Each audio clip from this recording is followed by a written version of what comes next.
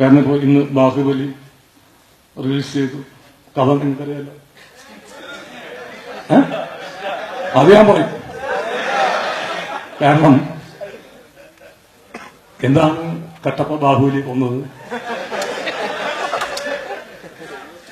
യുദ്ധത്തില് കട്ടപ്പയും ബാഹുബലിയും നിരാശരായി തോൽവിയടഞ്ഞ് ഇവരൊരു കാട്ടിൽ പോയിട്ട് ഇരിക്കുകയാണ്.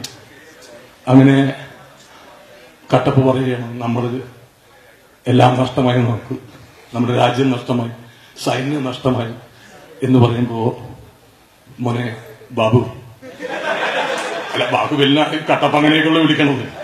മോനെ ബാബു, ഇനി നമ്മൾ എന്ത് ചെയ്യും? അപ്പൊ ബാഹുബലി പറഞ്ഞു, LDF വരും, എല്ലാം ശരിയാകും. ഇത് കണ്ട് പ്രാന്ത് പിടിച്ച കട്ടപ്പ ഒരു കുരുമ്പിച്ച വാളിനിപ്പുണ്ടായിരുന്നു. അത് കാണാൻ